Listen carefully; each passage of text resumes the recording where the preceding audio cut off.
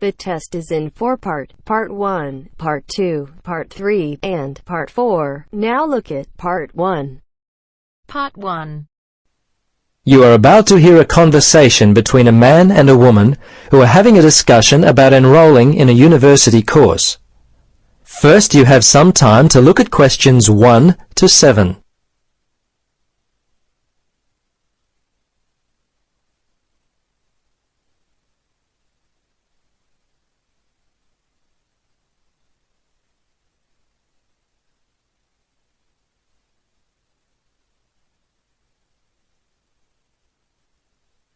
Now, listen carefully and answer questions 1 to 7. Registrar's office, this is Pam. Yes, hello. I'm calling about enrolling to study at the university. This is the right number? Yes, this is Mitchford University admissions. What would you like to know? Well, basically I need to know what I have to do to be enrolled as a student. You see, I'm currently studying education at another school. I've just finished my first year, but I'm not really enjoying it. I think I'm more interested in accounting. My dad teaches maths, so I thought it might be a good choice. Well, better than business anyway. Okay. Have you received a registration pack? No? How can I get one of those? Well, you've got to have one to register. You can enroll at the university at any time after you receive a registration pack. These are usually available from September for first-year and transferring students, and from November for returning students. On the basis of the information contained in the registration pack, you should attempt to make a firm choice about which courses to study before completing your form. I see. So I've only got a month to get my registration pack in. Can you send me one? Sure. If you are close to a high school, the registration pack and university prospectus are available from the Careers Advisor. Would that be helpful? Well, the closest school's too far away and I haven't got a car. Are there any other ways you can send it to me? Well, for prospective students who have already left school, the registration pack and prospectus are available from the university information line. But that might not be of help for you? No, not really. I'll tell you what, why don't you give me your contact details and I'll send a pack out to you. At least that would be a start. Okay, sounds good. Right. Firstly, what's your name? Richard Dreyfus. That's Dreyfus. Your address there, Richard? Unit 12, 15 Sportsman Avenue. That's Sportsman, Mermaid Beach. 4554. And your telephone? Yes, I won't give you my home. Mobile's best. 0414. Hang on a minute, I don't call myself usually. I think it's 0414 658 339. Yes, that's it. Okay, now, do you have email? Yes, I do. It's Dreyfus, my last name, at igo. That's IGO.com. All lowercase letters, of course. Before you listen to the rest of the conversation, you have some time to look at questions 8 to 10.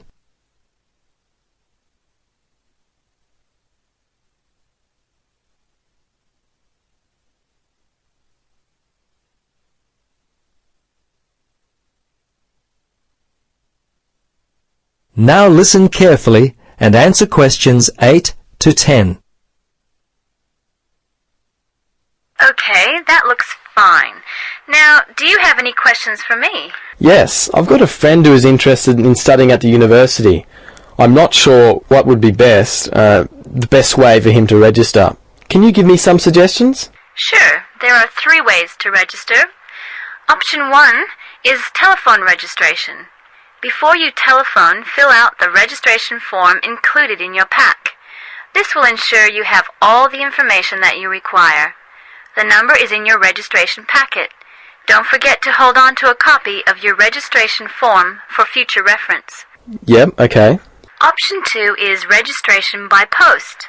All you have to do there is complete the relevant sections of the registration form and post the completed form together with all documentation required in the envelope provided. All right.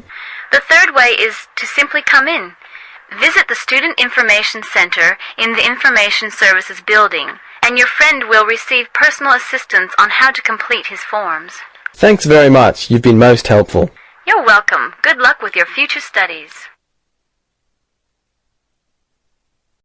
That is the end of part 1. You now have half a minute to check your answers.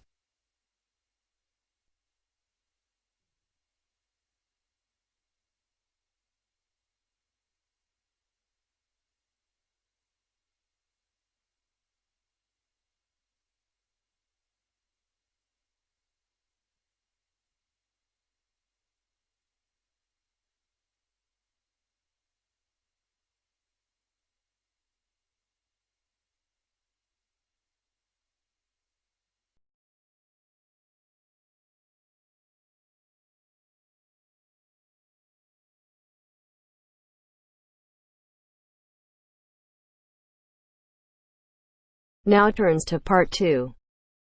Part 2. You are going to hear a conversation between a student and a driving instructor. First, look at questions 11 to 14.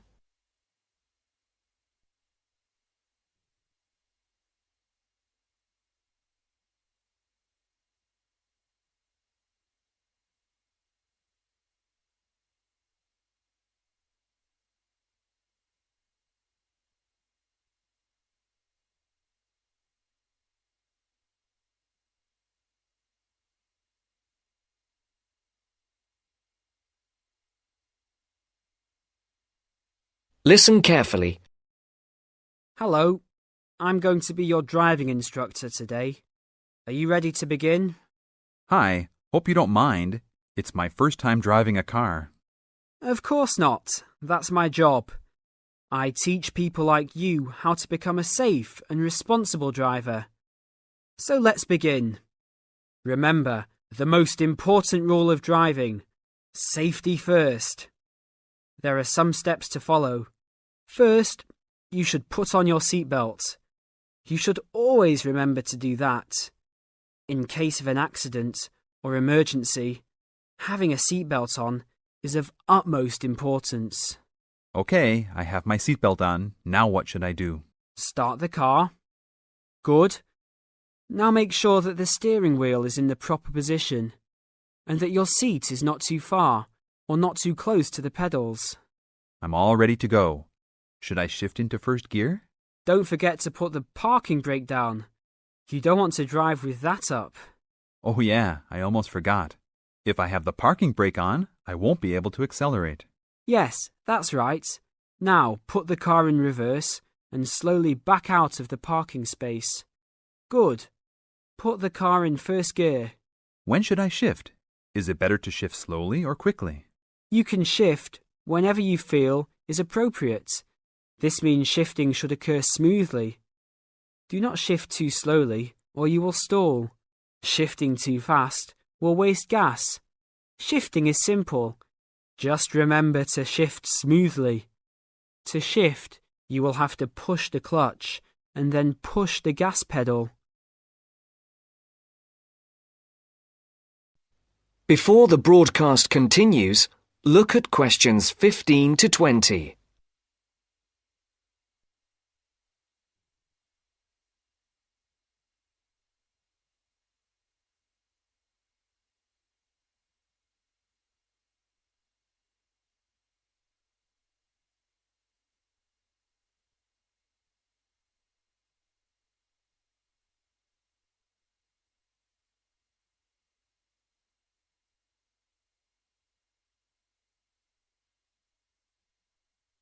You will now listen to the second part of the talk.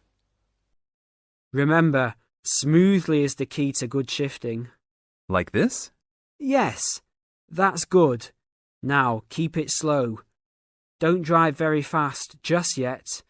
Be sure to constantly check your mirrors for oncoming traffic. Always be aware of everything that is around you, including 3 important things.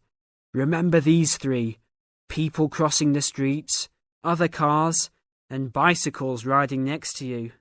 What should I do if I see a yellow light? Well, it's always better to brake instead of trying to run it. But if you're travelling at a speed where it's impossible to stop in time, then you should try to make it across the intersection. But remember, you should always try to stop. It's the safest way to avoid an accident. Even if I have to brake very suddenly? Yes, even if you have to brake suddenly. What about if a driver behind me is going a lot faster than I am? You should always be ready to move to a slower lane if a driver behind you is forcing you to go faster than you are comfortable with. Never try to speed up to accommodate a faster driver. You could risk an accident or a speeding ticket. It's better to let him go. That sounds like good advice. Be careful. There is a sharp turn up ahead. Remember to brake before turns. Otherwise, you might flip over if your speed is too high going into a turn. Got it. I know that I should always try to observe all traffic safety. That's right. If safety is not your first priority, it will make driving very dangerous for you and other drivers on the road. Okay, park the car here. You did a great job today for your first day. I'll see you in 3 days. Thanks so much. I will see you then.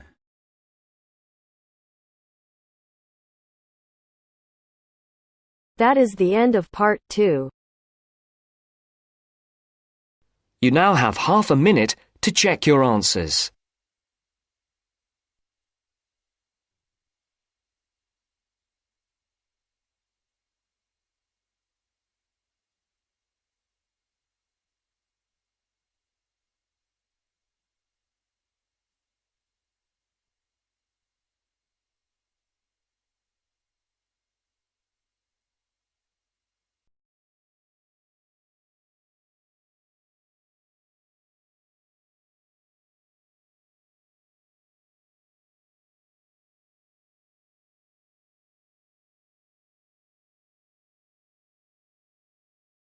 Now turns to part 3. Part 3. Hear an interview conducted by an interviewer Spiegel with the scientist Peter Piot, who discovered Ebola, a dangerous disease. Both of them are conversing about the disease and its origin. First, you have some time to look at questions 21 to 25.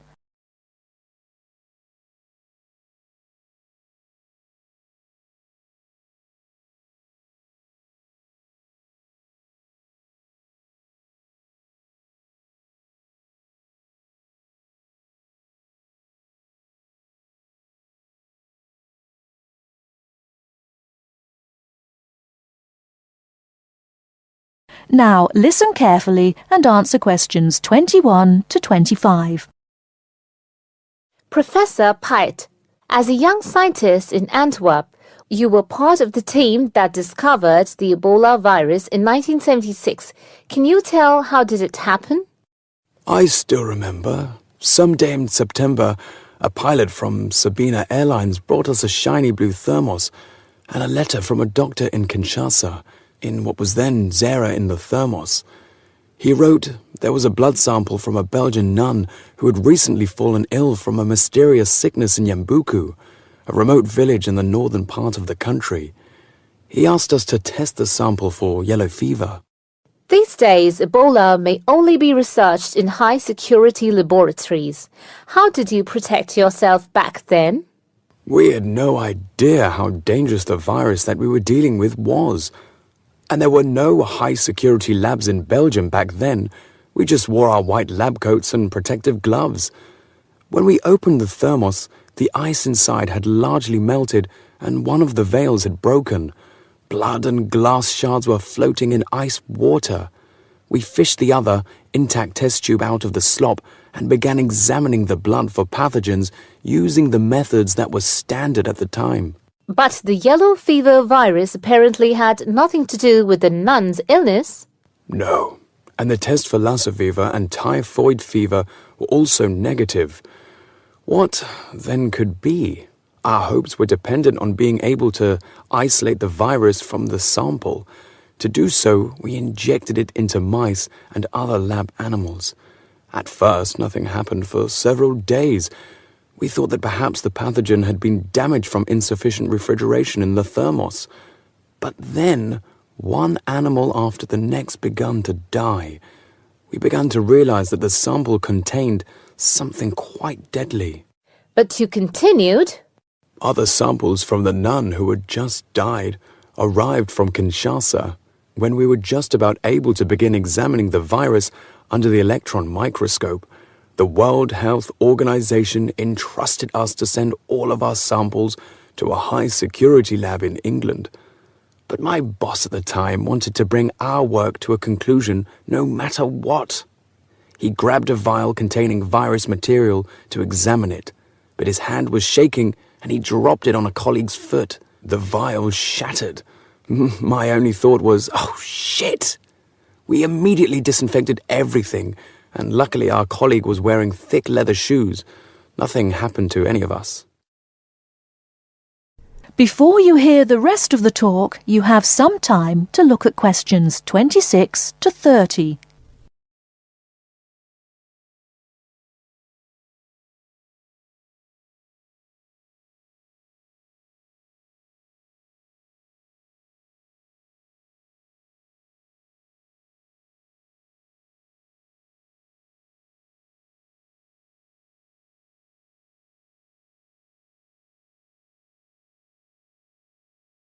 Now listen and answer questions 26 to 30. Were finally able to create an image of the virus using the electron microscope. Yes, and our first thought was, what the hell is that? The virus that we'd spent so much time searching for was a very big, long, and worm-like. It had no similarities with yellow fever. Rather, it looked like the extremely dangerous Marburg virus, which, like Ebola, causes a hemorrhagic fever. In the 1960s, the virus killed several laboratory workers in Marburg, Germany. Were you afraid at that point? I knew almost nothing about the Marburg virus at the time. When I tell my students about it today, they think I must be from the Stone Age. But I actually had to go to the library and look it up in the Atlas of Virology. It was the American Center for Disease Control which determined a short time later that it wasn't the Marburg virus, but a related unknown virus. Hundreds of people had already succumbed to the virus in Yambuku and the area around it. You were also the one who gave the virus its name. Why Ebola? On that day, our team sat together till late into the night. We had a couple of drinks discussing the question. We definitely didn't want to name the new pathogen Yambuku virus, because that would have stigmatized the place forever. There was a map hanging on the wall, and our American team leader suggested looking at the nearest river and giving the virus its name. It was the Ebola River. So by around 3 or 4 in the morning, we had found a name. But the map was small and inaccurate. We only learned later that the nearest river was actually a different one. But Ebola is a nice name, isn't it?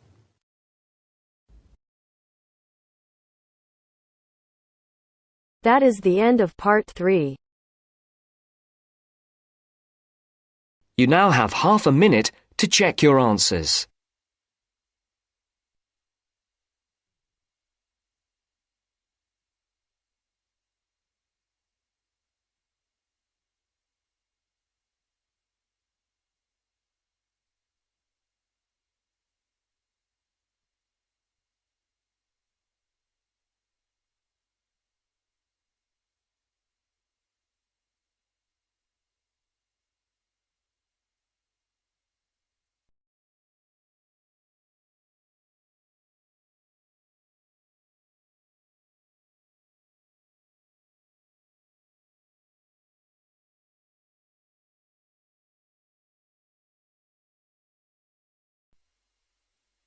Now turns to part 4. Part 4. You're going to listen to a talk about tea in the UK. First, you have some time to look at questions 31 to 40.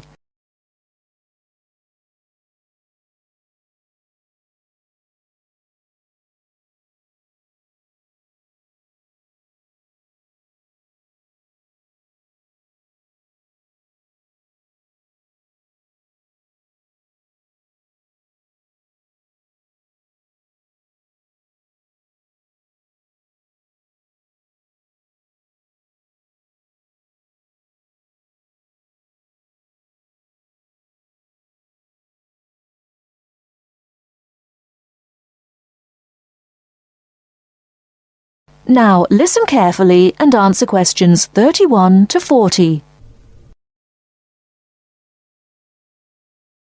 During the 1930s, there was a popular song which had the title "Everything Stops for Tea," and to millions of British people, a restful cuppa is still an ideal way to relax for a few minutes from the rigours of the day. The English custom of drinking tea has its roots in the 17th and 18th centuries. When first imported to Britain, the exotic cha, or cha, as a Chinese tea was variously called, was considered a man's drink to be enjoyed with colleagues at London coffee shops. These were popular meeting places for many walks of life: politicians, lawyers, poets, actors, and writers. Many London clubs began in this manner, and the famous Lloyd's Insurance underwriters started out as Lloyd's Coffee House. In 1706, the first coffee house that offered tea was Tom's Coffee House, owned by Thomas Twining. He realized that he needed to introduce an added attraction to compete with the many other coffee houses in London, and tea was rare, exotic, and extremely expensive. With these credentials, tea became an exclusive drink and enabled Twining to open a tea shop under the sign of the Golden Lion in the Strand. By the 18th century, the ladies of the more affluent classes were going China mad, using tea as an excuse for displaying their extravagant purchases of Chinese porcelain and Dresden tea sets. A comprehensive tea tray would consist of a teapot and stand, teacups and saucers, sugar bowl, milk jug, and basin for discarded tea and tea leaves. Tea was still expensive and kept in locked tea caddies. Skilled craftsmen fashioned caddies of carved inlaid woods fitted with crystal and precious metals. To ensure the servants weren't tempted by this priceless commodity, the caddy was kept locked, and only the mistress of the house held the key and prepared tea when guests came to visit. No well-brought-up young Englishwoman could consider herself socially acceptable unless she knew how to brew a proper cup of tea.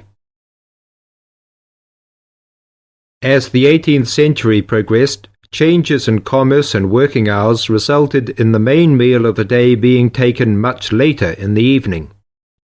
The prospect of lasting from breakfast until evening did not appeal to the Duchess of Bedford, who is usually credited with being the first to alleviate late afternoon hunger pangs by introducing a small 4 o'clock meal served with tea.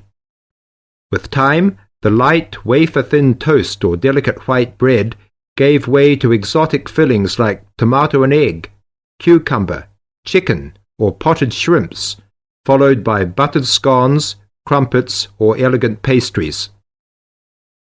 The popularity of tea continued to spread, but it was not until 1839 that the first shipment of Assam Indian tea was landed in Britain. A healthy trade with India was soon established, and tea clippers, like the Cutty Sark, now a museum in a dry dock at Greenwich, were reaching the peak of their sailing days. In 1879, the first limited shipments of Ceylon tea began to arrive, and by 1880 this had been firmly established alongside Indian and China teas, giving the broad range of teas that are available today. There have been few changes in 3 centuries of tea trading. London is still the centre, and indeed Twining still has a shop on the site of the original Tom's Coffee House at 216 The Strand. The name Twining has been linked with tea for over 280 years. Indeed, it was Richard Twining, in his capacity as chairman of the dealers of tea, who in 1784 persuaded Prime Minister William Pitt to reduce the high tax on tea, making the beverage more accessible to the general public. That is the end of part 4. You now have half a minute to check your answers.